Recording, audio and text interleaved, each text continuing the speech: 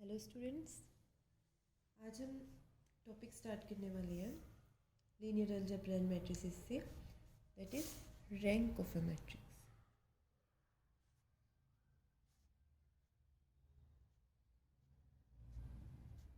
हम ये देखेंगे किसी मैट्रिक्स की रैंक क्या होती है। तो सबसे पहले तो रैंक के लिए हमें देखना पड़ेगा सब मैट्रिक्स क्या होती है।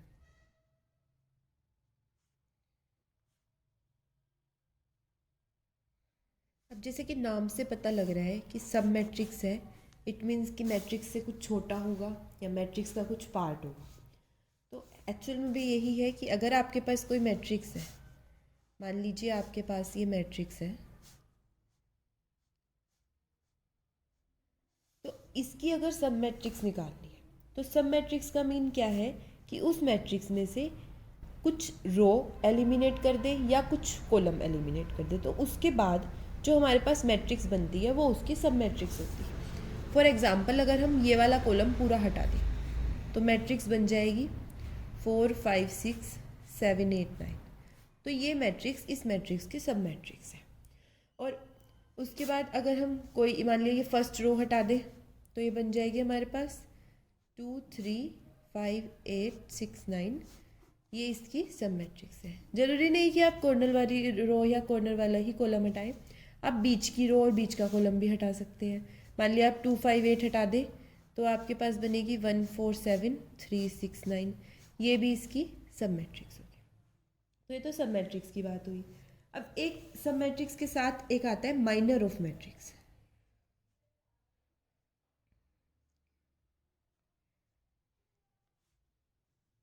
अब सब मैट्रिक्स में हमारे पास क्या था, हमारे पास कोई रेस्ट्रिक्शन नहीं था कि हमें ये स्क्वायर मैट्रिक्स ही लेनी है या रेक्टेंगुलर मैट्रिक्स लेनी है या कुछ भी, इस पे रेस्ट्रिक्शन नहीं था।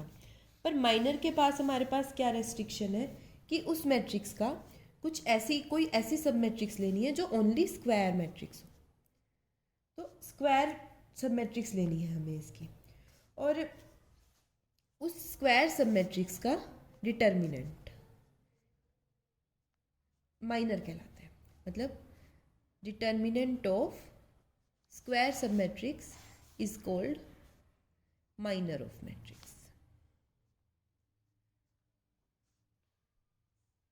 तो अब अगर हम इसी मैट्रिक्स को ले लें वापस 1 2 3 4 5 6 7 8 9, और हमें देखने हो कि इसके माइनर्स कौन कौन से हैं। तो उसके लिए सबसे पहले तो यही, क्योंकि ये 3/3 की मैट्रिक्स है, खुद ही एक स्क्वायर मैट्रिक्स है, तो सबसे बड़ा इसका माइनर होगा 3/3 का। उसके बाद 3 के बाद 2 का होगा, तो 2/2 के माइनर्स बन सकते हैं, जैसे ये बन गया 1 2 4 5 और 4 5 7 8 और 1 2 7 8। तीन तो ये हो गए, तीन नीचे से बन जाएंगे 2 3 5 6 5 6 8 9 एंड 2 3 8 9। इसके बाद फर्स्ट और लास्ट रो लेके बन जाएंगे 1 3 4 6 4 6 7 9 एंड 1 3 7।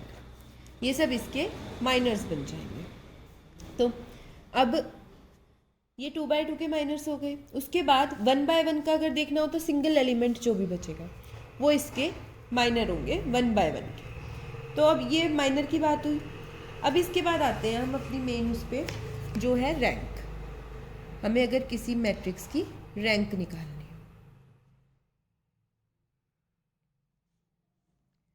तो अब रैंक से क्या आता है कि अगर कोई मैट्रिक्स स्क्वायर मैट्रिक्स है तो हम सीधा सबसे पहले उसमें उसका डिटर्मिनेंट चेक करेंगे। अगर तो उसका डिटर्मिनेंट आ रहा है non zero, if A is square matrix and A का डिटर्मिनेंट है नॉन जीरो, तो इसका मतलब कि रैंक ए है जितने बाय जितने की वो स्क्वायर मैट्रिक्स है। मान लिया ए n/n की है तो इसकी रैंक फुल हो गई n। अगर इसका डिटर्मिनेंट जीरो आ गया तो उसके बाद हम इसके n-1 के सारे माइनर्स चेक करेंगे। n-1 ऑर्डर के माइनर्स चेक करेंगे। अगर उनमें से एक भी नॉन जीरो आ गया, मतलब जिसकी वैल्यू नॉन जीरो आ गई, तो इट मीन्स उसकी रैंक n-1 है। और अगर सारे ही जीरो वैल्यू आई, सारे ही माइनर्स की, तो इसका मतलब उसकी रैंक हमें उससे अगली चेक करनी पड़ेगी। फिर हम उसमें n-2 ऑर्डर के माइनर्स चेक करेंगे।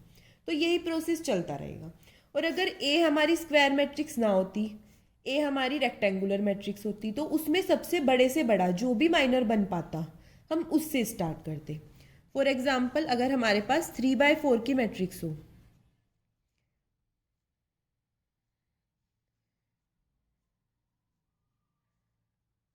मान लिया ये है हमारे पास मैट्रिक्स, तो हम इसमें 3 रोज हैं और 4 कॉलम है, तो हम इसमें अब 4/4 का माइनर तो बना नहीं सकते, तो हम इसमें 3/3 के माइनर्स चेक करेंगे। जितने भी माइनर बन पाएंगे उन सबको चेक करेंगे कि अगर उनमें से एक भी हमारा नॉन जीरो माइनर आ गया, इट मीन्स उसकी रैंक 3 हो गई, अदरवाइज हम 2/2 के माइनर्स चेक करेंगे। तो ये एक्चुअल डेफिनेशन है रैंक की। तो इसकी डेफिनेशन भी क्या बोलती है कि a number R is said to be rank of a matrix A if it possesses the two following properties. पहला, there is at least one square submatrix of A of order R whose determinant is not equal to 0. वही पहली चीज़ जो आती है कि जो भी हमारे पास मान लिया रैंक R है, तो R ऑर्डर का माइनर एक मिल जाए जो नॉन जीरो हो। माइनर मीन्स ऐसी सब मैट्रिक्स जिसका डिटर्मिनेंट नॉन जीरो मिल जाए, तो नॉन जीरो माइनर बोल देंगे उसको एक साथ। और दूसरी चीज़ क्या होती है, अगर उसकी रैंक R है तो R से बड़े ऑर्डर के जितने भी माइनर होंगे सबके डिटर्मिनेंट जीरो होने चाहिए। If the matrix A contains any square sub matrix of order R+1, then determinant of every square matrix of A of order R+1 should be 0.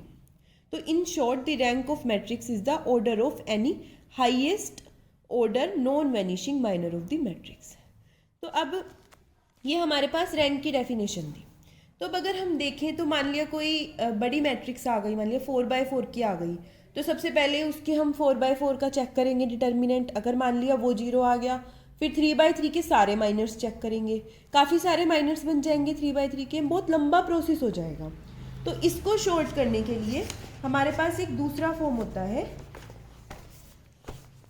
वो होती है एक्लोन फॉर्म।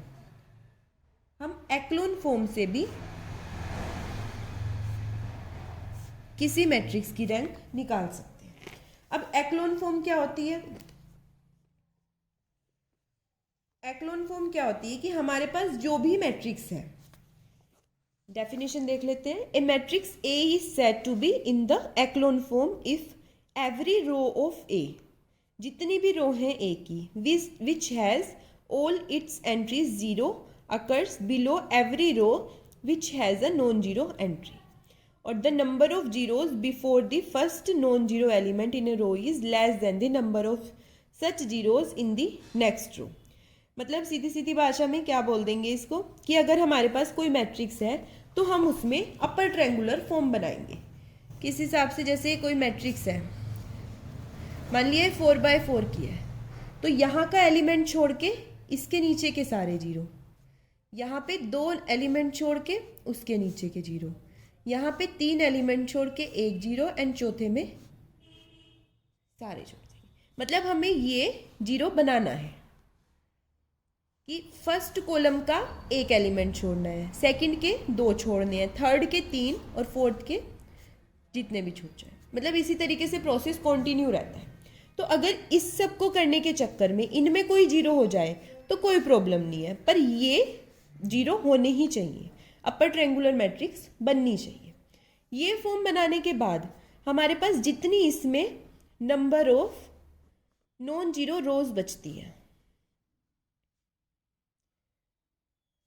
वही इस मैट्रिक्स की रैंक के equal होती है,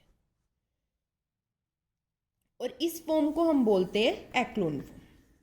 तो अब देखते हैं इसका क्वेश्चन। कोई मान लिया हमारे पास है 1 2 2 4 एंड 3 5, हमें इसकी एक्लोन फॉर्म बनानी है, मीन्स इसकी एक्लोन फॉर्म बना के रैंक चेक करनी है। तो हम सबसे पहले इसमें क्या देखेंगे, ये 2/3 के मैट्रिक्स है, तो इसमें सबसे पहले पे हमें यहाँ जीरो बनाना है, और उसके बाद इसमें तो कुछ बचता ही नहीं, तो ओनली हमारे पास इसको जीरो बनाना है। उस चक्कर में जो जीरो हो जाए। तो हम करते हैं इसके लिए सबसे पहले, अगर इसमें हम ऑपरेशन लगाएं R2 को R2 माइनस 2R1, तो ये बन जाएगी 1 2 3, ये सेम रहेगी, 2 माइनस 2 0 एंड 4 माइनस 4 यहाँ भी 0 एंड 3 2 6, 5 माइनस 6 माइनस 1। अब ये तो जीरो बन गई, इसके बाद और कोई इसमें जीरो नहीं बन पाएगा, क्योंकि एक्लोन फॉर्म बनाने के लिए हमें केवल रो ऑपरेशन लगाना है, कॉलम ऑपरेशन का हम यूज़ नहीं कर सकते। तो अब इसमें 2 नॉन जीरो रोज बची हैं, तो इसकी रैंक भी 2 हो गई। ये एक्लोन फॉर्म वाला मेथड। अगर आप इसी को माइनर वाले मेथड से देखें, 1 2 2 4 3 5, 2/3 की है, तो हम इसमें माइनर 2/2 के देखना शुरू करेंगे। तो 2/2 के माइनर बनते हैं 1 2 2 4, 1 2 3 5 एंड 2 4 3 5। अब इसका डिटर्मिनेंट देखें, 4 माइनस 4 0, इसका डिटर्मिनेंट देखें 5 माइनस 6 माइनस 1, इसका डिटर्मिनेंट देखें 10 माइनस 12 माइनस 2। एक जीरो आ रहा है और 2 नॉन जीरो आ रहे हैं, तो इसका मतलब इसकी रैंक 2 है। तो हमारा ये वेरीफाई भी हो गया, दोनों मेथड से इस मैट्रिक्स की रैंक 2 ही आई है। तो अब ये रैंक निकालने का मेथड था। नेक्स्ट वीडियो में हम और इसके थोड़े क्वेश्चन करेंगे। आज के लिए इतना ही।